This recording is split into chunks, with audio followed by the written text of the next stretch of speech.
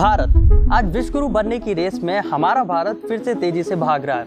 G20, Chandrayaan, Neeraj Chopra और कई सारे ऐसे अचीवमेंट जो इंडिया को एक नया भारत बनाते हैं। और इन सब का कारण क्या है?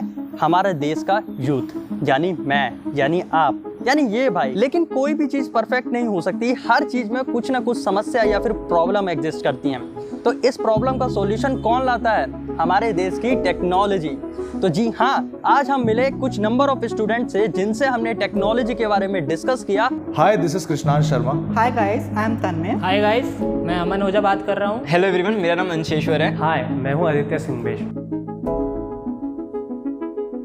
एक्चुअली जो मेरा प्रॉब्लम स्टेटमेंट है ना, जो मैंने अपने आसपास के लोगों से भी सुना है जिन्होंने जुडिशियल सिस्टम में किसी भी तरह से इन्वॉल्व रहे हैं, और मैंने ये ही same problem smart India hackathon 2023 के ऑफिशियल वेबसाइट पर भी देखा था, इसी से मिलता जुलता।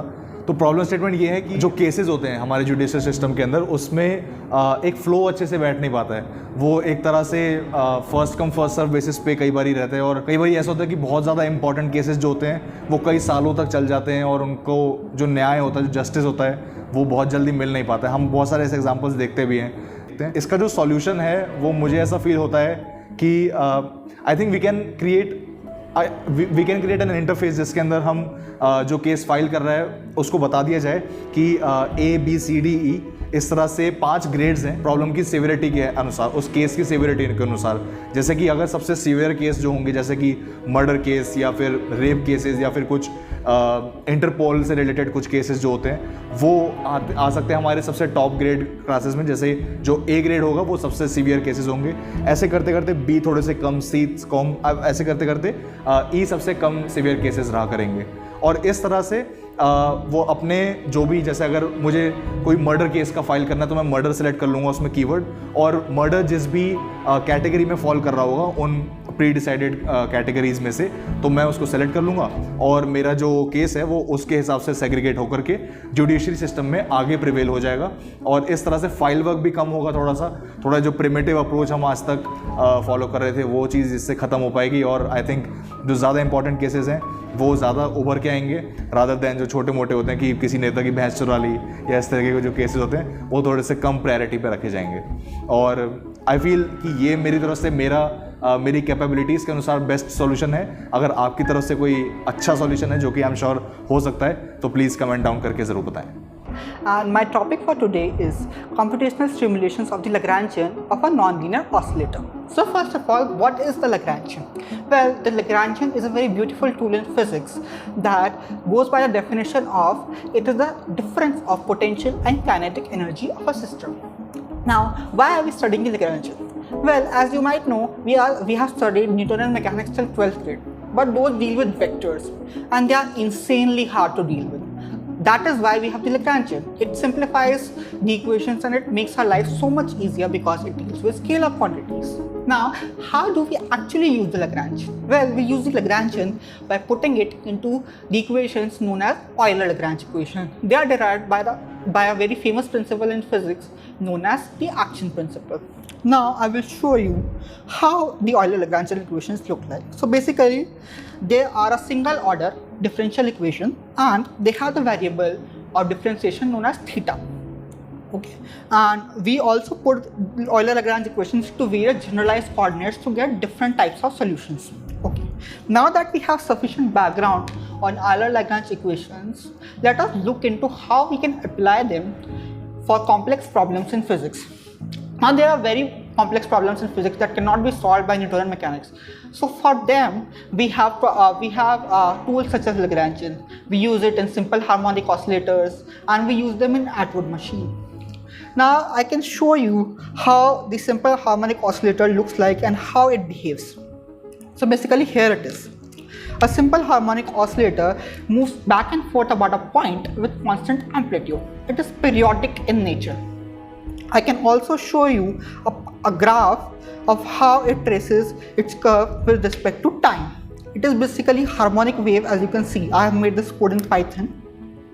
Now, secondly, I can also show you the example of Atwood machine. An Atwood machine is basically two masses connected by a pulley. It is also a very difficult problem to solve by hand, and it would take 3 to 4 pages, I think, in Newtonian mechanics. and Lagrangian solves it in just one piece of paper. Now that we are done with sufficient background on Lagrangian, you must be wondering, why are we studying this Lagrangian at all? Am I giving a lecture? No, I am not giving a lecture on Lagrangian. Basically, we see that in nature, things are not as simple as a simple harmonic oscillator. They are not made out of something of a fairy tale world.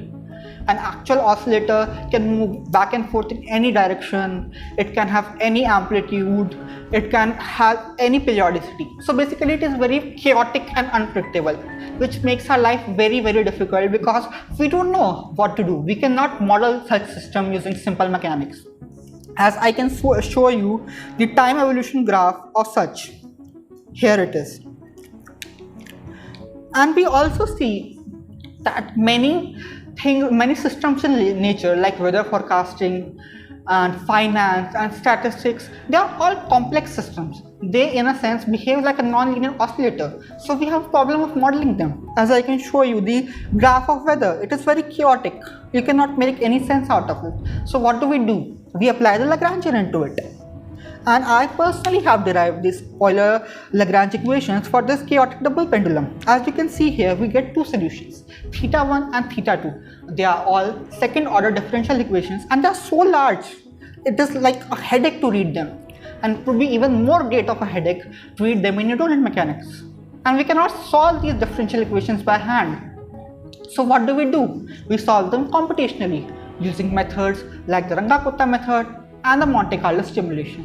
But even then we run into problems because they give approximate solutions, not exact solutions. So the problem for this project is to give exact solutions to these differential equations, plot them and apply them into chaotic systems like weather forecasting, population dynamics and different things like finance.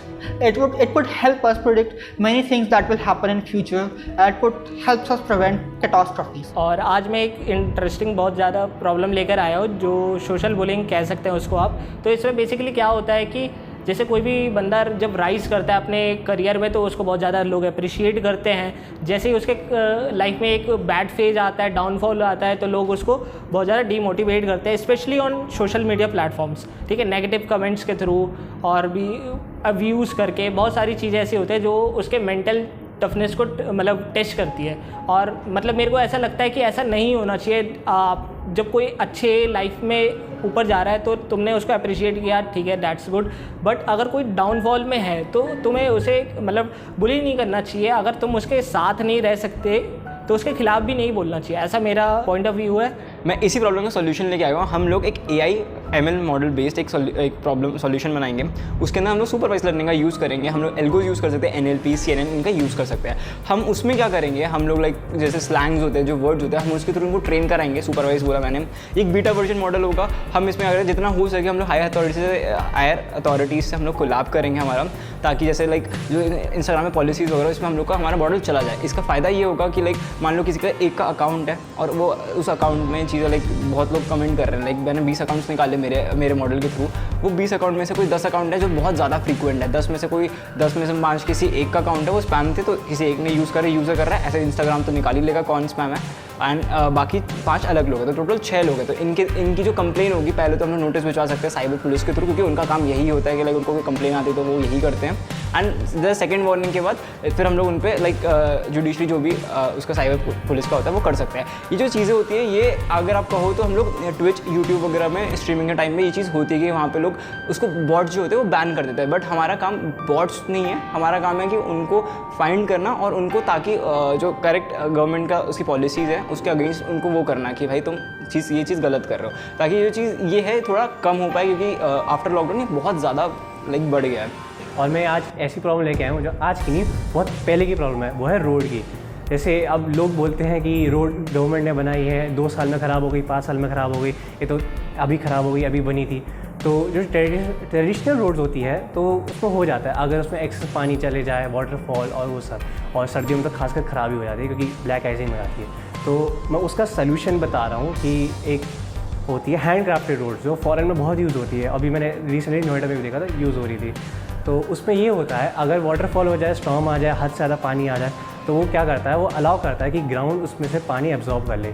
तो ये एक type का बढ़िया होता है material कि ground water भी recharge हो रहा है आपका, आपको क्लीन वाटर भी मिल रहा है, फिर बाद में वाटर कॉस्ट भी बहुत कम हो जाए अगर आप उसे ऐसा पॉइंट लेते हैं, तो वो सब होता है। और अगर उसकी मैन्युफैक्चरिंग की, कंस्ट्रक्शन की, डिज़ाइनिंग की बात करें तो नॉर्मल जैसे आप ट्रेडिशनल रोड्स बनाते हैं वो उतना ही टाइम लेता है और जितने नंबर ऑफ वर्कर्स रिक्वायर्ड है उतना ही है, बस उसकी डिज़ाइनिंग अच्छी होनी चाहिए।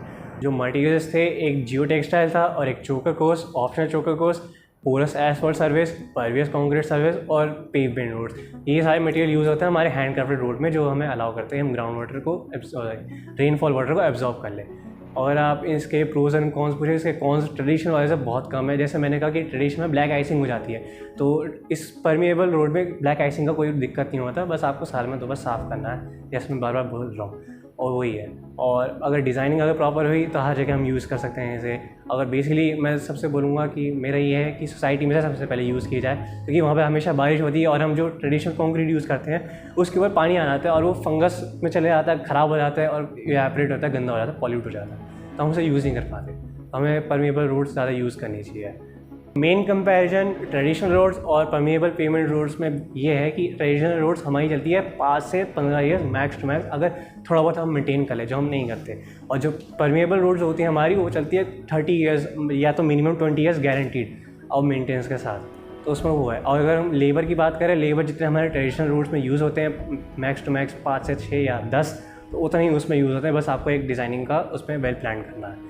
और अगर आप कॉस्ट एफिशिएंट की बात करें, ट्रेडिशनल रोड्स में कॉस्ट आपकी ज़्यादा होती है क्योंकि वो कम चलती है, और जो आपकी परमिएबल पेमेंट होती है वो बहुत ज़्यादा कॉस्ट इफेक्टिव होती है क्योंकि वो ज़्यादा चलती है और आपको साथ में साथ ग्राउंड वाटर भी दे रही है।